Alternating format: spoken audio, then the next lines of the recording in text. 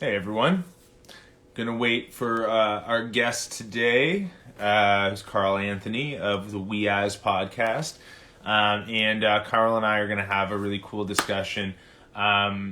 We were actually featured on the We As podcast, which just launched today. So if you haven't seen it yet, check out our episode. And it was with me and Addison, and we got to chat with Carl and his co-host Gareth Knock. So we're going to chat with Carl today, and we're going to go into his story as opposed to him telling our story, and it's going to be a really fun, chat for us. So we'll wait for Carl to join us. Jason, how you doing? Boulder man, love it. We got Mark joining us. Thank you so much, man. Welcome. Just waiting for, and here we go. So looks like Carl's about to join us, and let's get up on here. You're going to really enjoy this. So we got Carl Anthony from the We As podcast. We are about to go live. There he is. How are you, brother? I'm good, man. How are you doing? I'm really good. I'm just going to try and turn up the volume a little bit. Oh, I know what it is. It's connected to my headphones. That's why we're having a bit of trouble hearing you. I could kind of hear it floating off in the background, so I'm going to throw these guys in. How are you doing today? I'm good, man. Can you hear me a bit better now? Perfectly. Hey, listen, it's one of those things where it's not you, it's me. Trust me. It's always me. Yeah, somehow I hear that all the time. So at some point you have to start reflecting and saying, oh, no, maybe it's me. Yeah, exactly. Yeah. Accountability, big thing. It's about admitting it. That coffee looks delicious. I'm going to make one after this. It looks like you're just really enjoying that. So welcome to Tethr Talks. We are here with Carl Anthony of the We As podcast.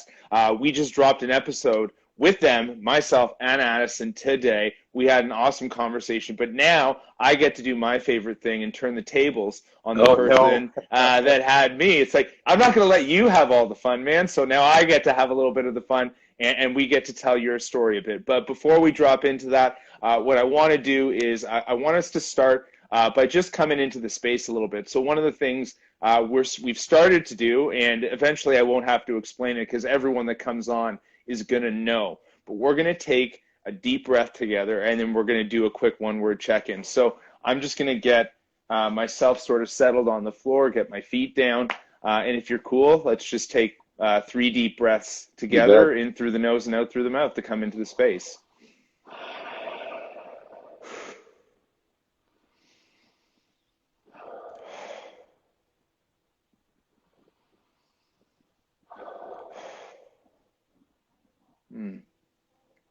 Thank you, man. And now we're just going to check in with one word, mentally, emotionally, physically, and I'll start for us. So mentally right now, I am feeling scattered. Emotionally, I am feeling open.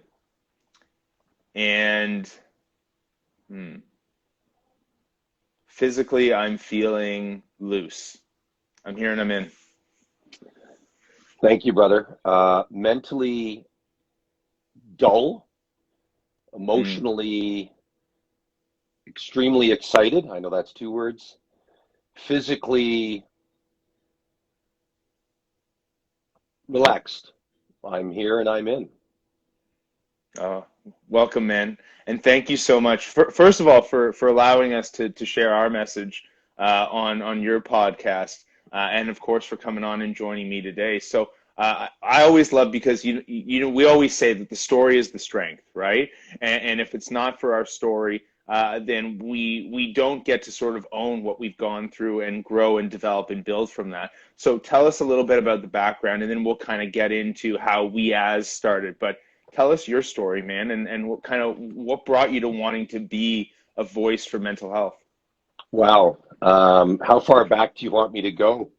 As far as is relevant, man. So just a quick disclaimer, as so many people around the world are having to do right now, we are homeschooling our 9-year-old.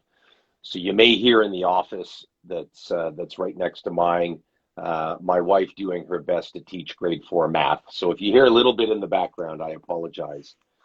I mean, the Coles notes, and the easiest way to sum it up is I was put up for adoption at about 4 days old. Mm. My two immigrant parents, and they were 17. They were not equipped to have a child. So they put me up for adoption. I spent about the first year of my life in foster care with the Children's Aid Society. Then I was adopted by my adoptive parents. When I was 3, they divorced. They both came from previous marriages, so they were divorced. My stepdad came from a divorce. I My relationship with my adoptive father ended when I was about 14. I never knew my biological father or my biological mother. I could go on and on, but the point of all of this is very early on, I started asking myself questions about self-worth. And Matt, it's really funny, and this was not planned, but it's funny you started this by saying it's not you, it's me. Probably for the first 25 years of my life, I thought for sure it must be me. Hmm. Why was I put up for adoption? My parents didn't love me. Why didn't my adoptive father want me?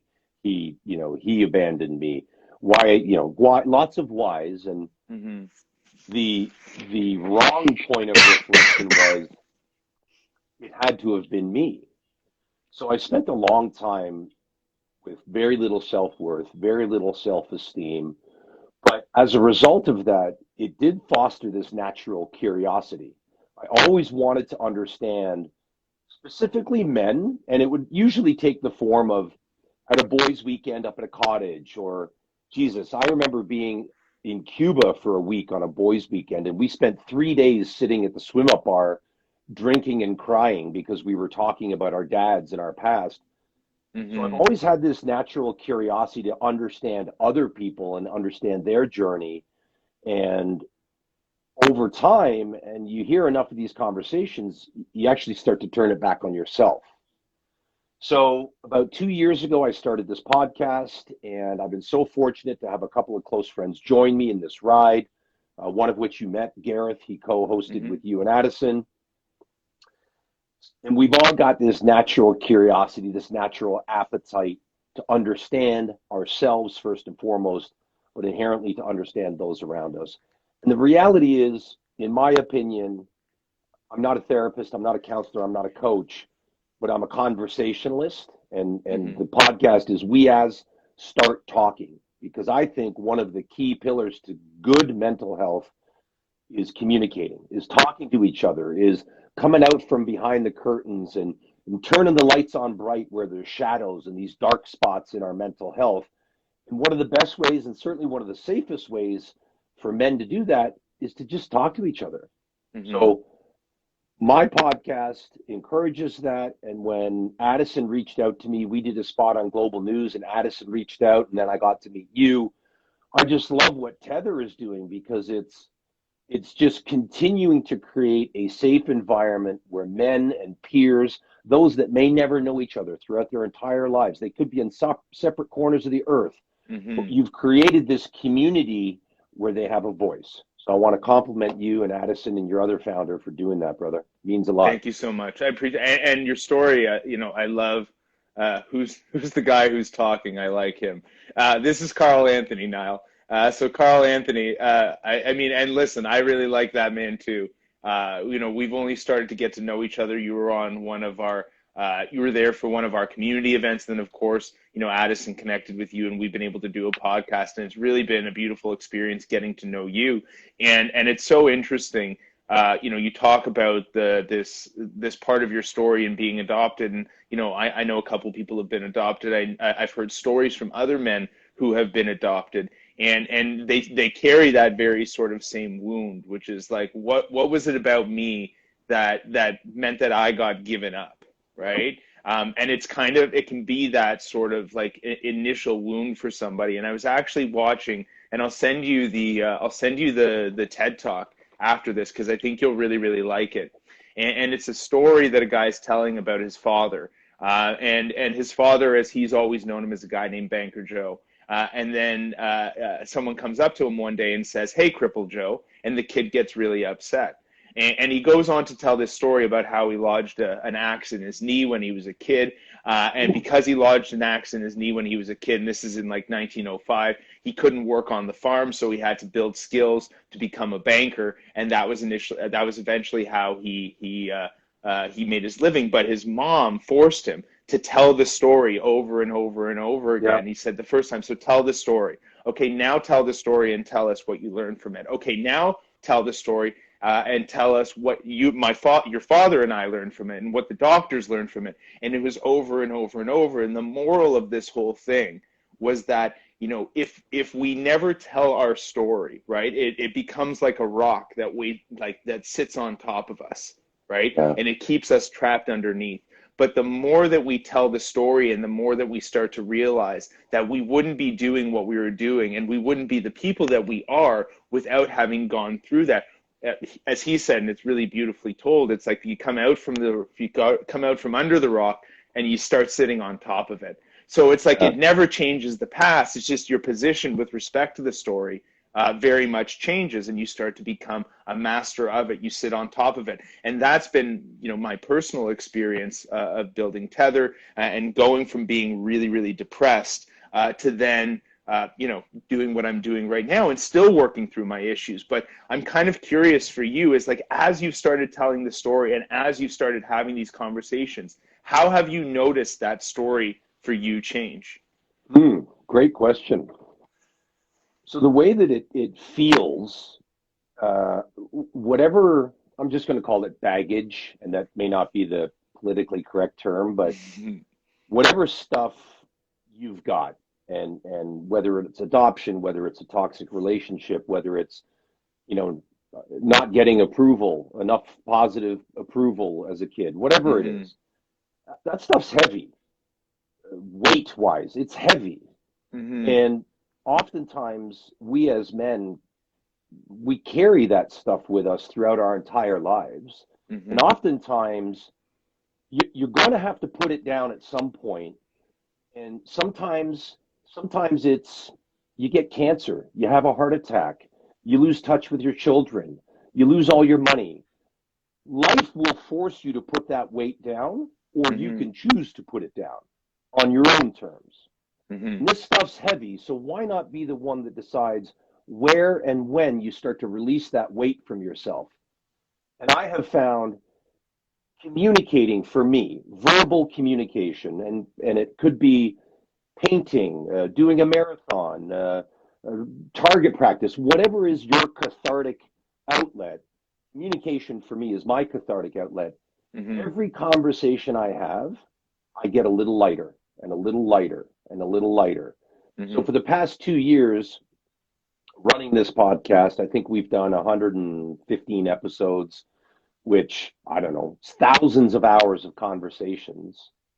You just keep getting lighter the more you share. And the more I tell my story, and what's really profound is the more people give me permission to hear their story, it makes me even more exponentially lighter. And at the end of it all, maybe now I'm getting a little too metaphorical, but my goal is to leave this earth, and this is not a comment of faith or spirituality. This is more sort of the universal metaphor. I want to leave this earth. I'm so light, I'm floating, man. I don't want to take any weight with me. So that's my path, man. Man, that's it's so funny that you say that, because like some of the things that, you know, I've kind of been working through, and this I think is true for a lot of us, right? Like, so, you know, we want to have these conversations, and then sometimes like the work that we do in the work that we do can sometimes, especially when it comes from a place of deep pain, initially start as a way of validating the pain, or validating ourselves, or, you know, making sure that pain was really worth it, right? Like, it's like, if I'm not going to do something with this, then why did I go through all of that, right? And I feel that sometimes, right, where it's like we have this pain and now we're trying to transmute it through the work. And that's kind of what I hear from you. And what's super interesting, and where I see you coming, is that this has been transferred into a service, right? Yeah, man. And that you are truly coming from a place of service by having these conversations, because we know that other people listening to these conversations, like you said, that can bring out the lightness. So it's like, not only are you taking the heaviness and bringing more lightness into your life, but then you're adding that into the lives of the people that actually listen to the Yeah, podcast, man. as well. And you know, and where like when you say I want to leave this light, you know, this earth light as a feather, you know, it's funny because that kind of reflects some of the reflection that I was doing over the holidays. You know, as some people know, I got COVID over the holidays, and so I was locked away for about 20 days, and it was a lot of time to be with myself and to actually sit with that. And one of the big things that I realized is that for us, and I think I can speak for us right now, just because you know, I feel like you're here for the service. You're here to do something with the pain that and that is an act of service. So first of all, this had to be an act of service. And the second thing was finding peace, right? And I know that in that previous life that I had, working in finance and, you know, looking for the house, the job, the money, the car, all that kind of stuff, none of that was adding to any kind of peace. In fact, the need to accumulate was kind of causing this tightness, right? And so when I hear you say, I want to leave this, you know, earth light as a feather, I hear you saying, like, I want to leave this, like, this world in peace, like Yeah, feeling man. whole, right? Does that kind of resonate with you? Totally. 100%. And peace, peace is a weird thing, man, because it's elusive. And at least for me, it's elusive and it's really fragile. Mm, And, you know, when I think of guys like you, and I've had a lot of conversations with men like you over the years, I think of Superman, right? So I'll Superman take it. back, okay. So this is, and you and I off, I think on the podcast. So everyone go to We As Start Talking and listen to Matt and Addison. It dropped today, actually. Your episode went live today. We talked Mm-hmm. about the, you know, being a superhero, right? Mm-hmm. And I kind of think, all right. So think of Superman back on Krypton. He was just a guy. He was just a dude, right? I mean, yes, he was a baby, but he had to change his environment. He had to change his surroundings completely. He needed to come to Earth, and the radiation from our sun made him that superhero with superpowers. Even Superman had to change his world to become that superhero. Mm-hmm. And I've had a lot of chats with guys like you over the years where you think you may be on a path of peace because you're just acquiring stuff. You're just you need, and you may not even know what you want, but you need, and you're driving for that. And only when you change your world, only when you change what surrounds yourself and you change your environment, then you fall into your superhero alter ego. Then you're Matt Zerka of Tether, where you are Superman in this world now that you were never in before. Mm-hmm. Well, sometimes you got to change, and it's hard. It ain't easy. Let's be honest, Matt. Like being the best version of yourself, or whatever language you want to use, it's not easy. But if it was, everyone would be doing it, and Tether and We As wouldn't exist. So, Yeah. my goal is to talk myself out of a job. Right? Exactly. Like to suddenly wake up one day and go, "Wow, there's no guests anymore. Everyone's awesome." Yeah, exactly. Right. That's a great way of putting it. And you're right, right? But it's being in the fire, right? It's actually having to go through that and being pushed through the eye of the needle that actually. And you know what's so interesting for me is, like, I often find that the greatest peace that I feel is actually on the other side of the most intense pain that I feel, right? And it's like you can't have one without the other. You can't know what it's like to feel peace unless you feel that sort of profound soul sickness, that pain. Yeah, And it you know, pain is the greatest motivator that we have, right? To move in and to do something, like you said, going down a spiritual path, you either have to be crazy or you have to be in so much pain that it's like, you know what, I can't do this anymore, so I'm going to have to change. So I right. really resonate with that. Now, you know, talk about, like, when did you sort of reach that sort of tipping point for yourself? And then how does this dovetail into why you started the We As podcast? And take us a little bit on that kind of journey. How did We As become to be? And you know, what was that transition like in your life for you?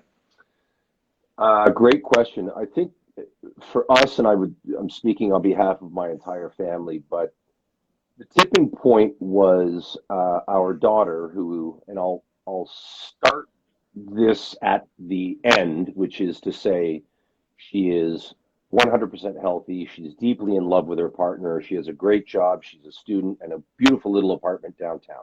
So there is a happy ending.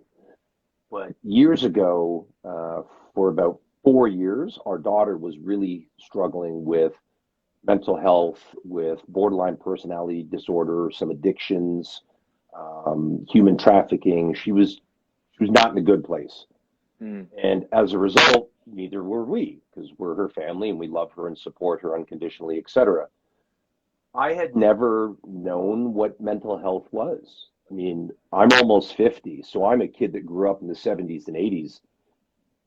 Peanut butter allergies didn't exist. Mental health didn't exist. Seatbelts didn't exist. Yeah. Cigarettes were still healthy. Like Yeah. everything just changed. So I'd never been exposed to it as a kid, and as a young man, I didn't know what suicide was. Like it just wasn't part of my vocabulary. And then when we went through this with our daughter, it was like a crash course, dude, for 3 or 4 years, in and out of homes, in and out of hospitals, on and off of different meds, multiple attempts on her life. Like just Mm. it was the full crash course. That's when I knew if it can be this close to me, it's gotta be everywhere. Like I can't, I suddenly didn't feel immune anymore. So that's when I really thrust myself into getting a deep understanding, took a bunch of courses under, cognitive behavioral therapy, dialectical behavioral therapy, went to all the different mental health groups and really became an advocate in the best way I knew how, Mm-hmm. which the first stab at this was I wrote a book. And then it collected digital dust because I was too scared to put it out in the world. I didn't want that sort of persecution. So I thought, how do I get the content of this book still out into the world? And the safest way for me was to have this two-way conversation, because then I'm only like 50% accountable. I can share accountability in that moment because I'm not alone having this chat. Yeah. As like right now, it's me and you, Matt.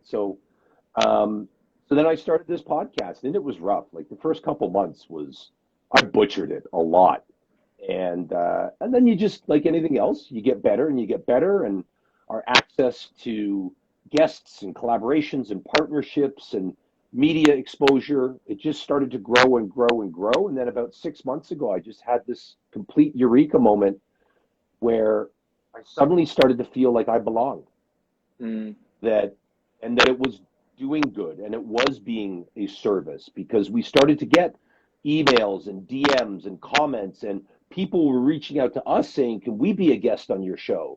We'd really love to tell our story. And that's when I just realized, man, men, we are complex creatures, but in our simplest form, 99% of the time, we just need permission to be a different version of ourselves than what we Mm-hmm. project, right? Yeah. And for the purposes of Tether and we just need permission to be vulnerable, to be safe, to be open and sad and in pain and expressive, and not be these chest thumping gorillas that can do anything with no boundaries. That's not us. Mm-hmm. That's Now we're 73 countries. I don't know what, 30,000 people. 2 years in, and the future looks bright. So we're super stoked.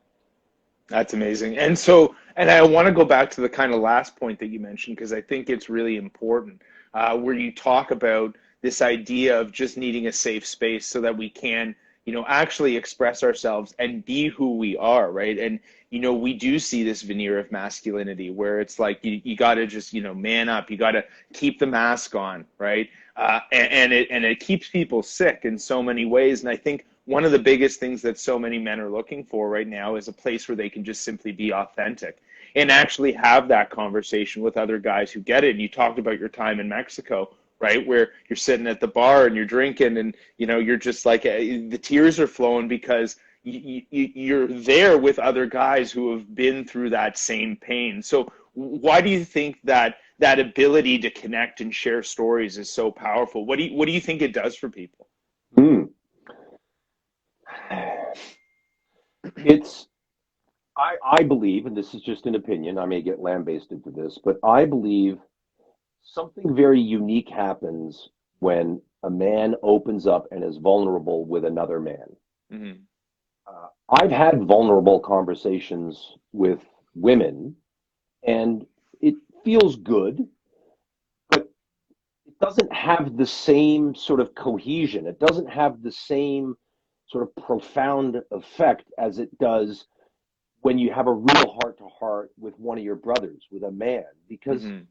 for some, I think maybe there's a bit more at risk typically when one man opens up to another man. For sure. So you're getting a little closer to that edge of your comfort zone. Hmm. But when you flirt with that fear and you overcome it, the reward, like the dopamine, the the synapses, like everything just fires in a way different way because you've pushed through your fear so much further. So we men, we talk about being once upon a time, like we were conquerors, hunters, savages, nothing. We weren't scared of anything. Hmm. Now, something like a conversation terrifies us. Like I used to have buddies, and they're no longer a part of my life. I used to have buddies that would sooner get into a bar fight with six guys than they would look me in the eye and say, "Yo, man, I love you. You're Hmm. important to me, and I'm sad right now." It Hmm. didn't make any sense. Right? It's we're willing to we're willing to do certain things with ourselves in spite of the reward we know we can feel if we are open and vulnerable. So I just try and create as many opportunities in my life. I think I got off track to have these conversations with men where they feel safe. And oftentimes, and I'll say this to everybody tuning in and everybody in the Tether community, oftentimes it has to start with you. Hmm.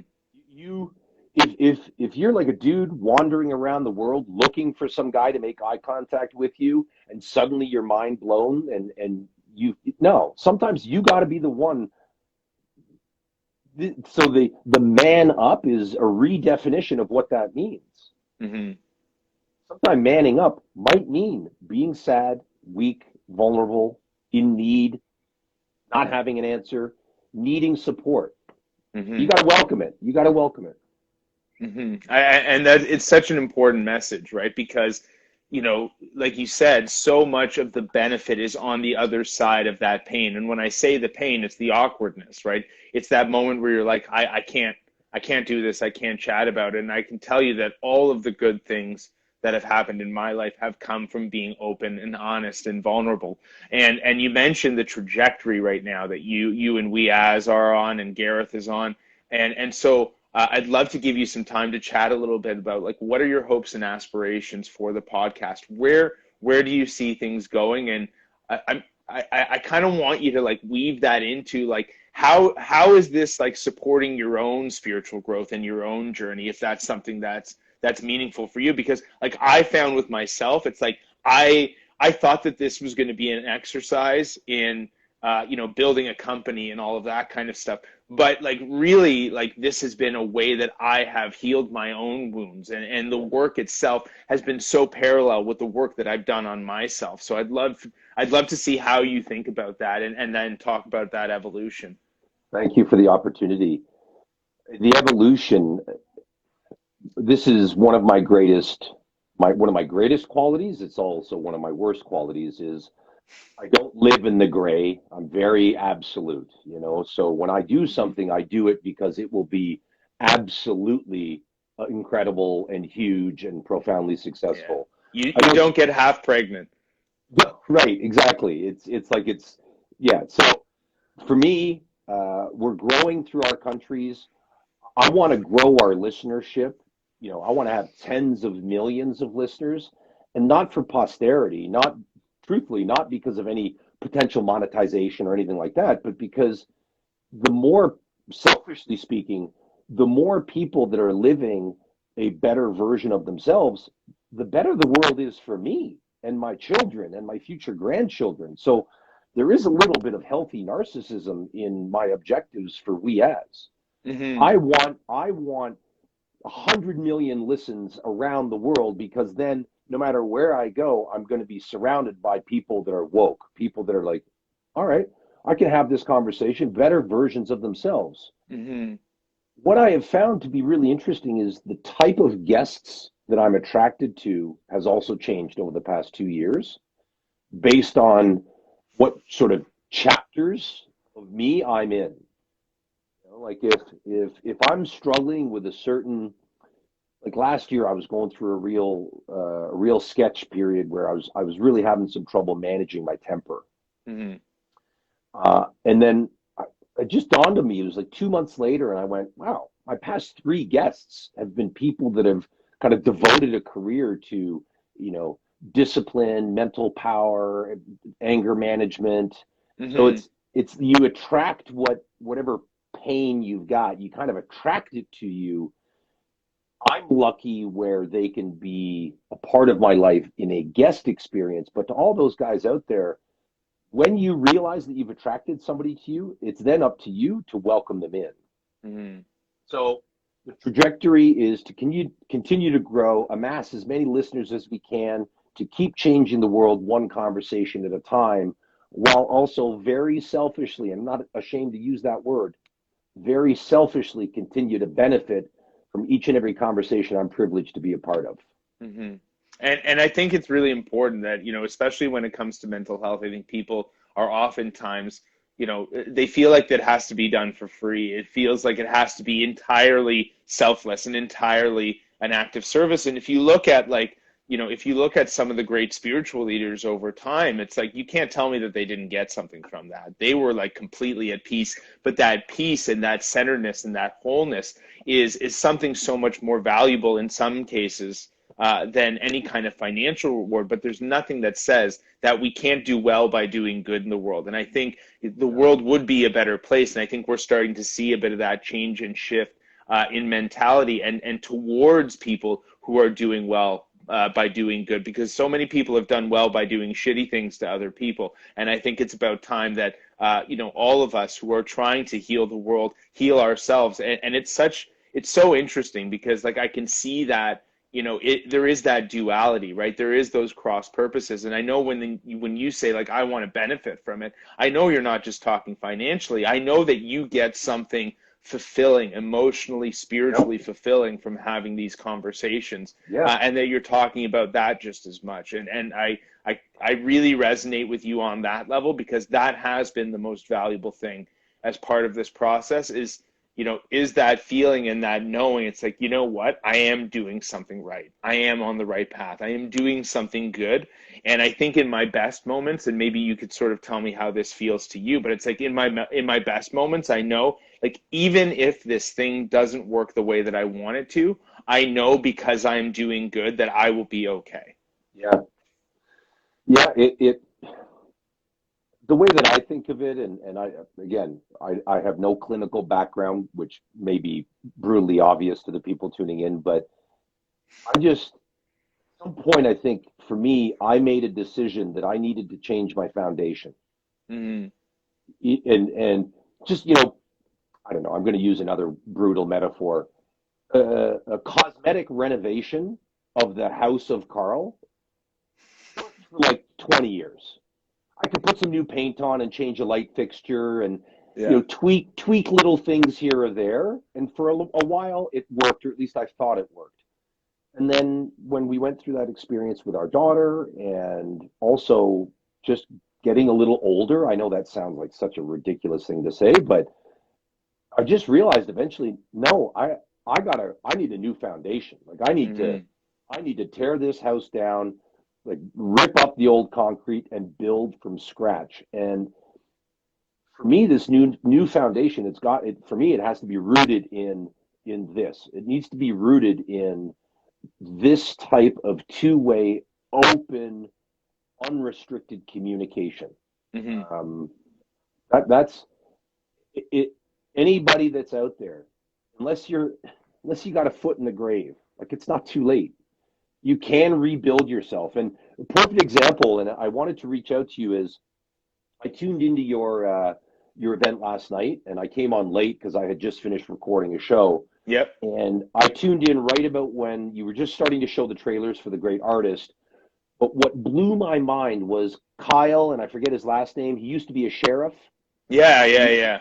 battled addiction, went to Yep. prison for 4 years. Oh yes, crazy story. Like, It's a Netflix special, man. His yeah, story's a Netflix special.